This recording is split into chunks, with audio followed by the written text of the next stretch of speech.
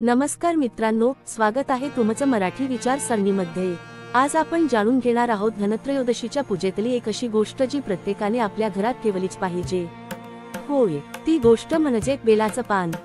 बऱ्याच जणांना वाटतं की बेलपान फक्त भगवान शंकरांना अर्पण केलं जातं, पण तुम्हाला माहित आहे का, लक्ष्मी माता स्वतः बेलपानाशिवाय पूजा अपूर्ण मानतात।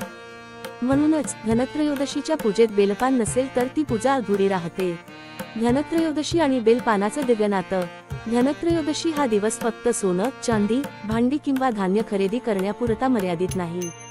हा दिवस आहे आरोग्य, संपत्ती आणि सकारात्मक ऊर्जेचा संचार करण्याचा।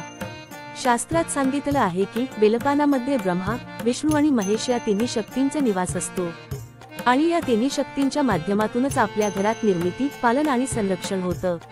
धनत्रयोदशीच्या दिवशी जर हे पान पूजेत ठेवलं तर लक्ष्मी माता त्या घरात स्थिरावतात असं शास्त्रात म्हटलं आहे। बेलपानाचं धार्मिक आणि ऊर्जात्मक महत्त्व। एक बेलपान हे त्रिदेवांचं प्रतीक आहे, निर्मिती, पालन आणि संहार या तीन शक्तींचा संगम। दोन, लक्ष्मी माता आणि भगवान विष्णू दोघेही बेलपानाने प्रसन्न होतात। तीन, पूजेत बेलपान ठेवल्यास ती पूजा पूर्णत्वाला पोहोचते। चार, बेलपान घरातील नकारात्मक शक्तींना दूर करतं आणि वातावरणात शांती आणतं। पाच, हे पान धनलाभ आणि मानसिक समाधानाचं प्रतीक मानलं जातं। बेलपान कसं वापरायचं? संध्याकाळी पूजेचा मुहूर्त लागल्यावर बेलाचं पान स्वच्छ धुवून घ्या।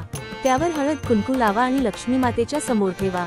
काही लोक या पानावर ओम श्रीं ह्रीं क्लीं श्री लक्ष्म्यै नमः हा मंत्र लिहून ते दिव्याखाली ठेवतात। असं केल्याने पैशाचा प्रवाह अखंड सुरू राहतो असं म्हटलं जातं।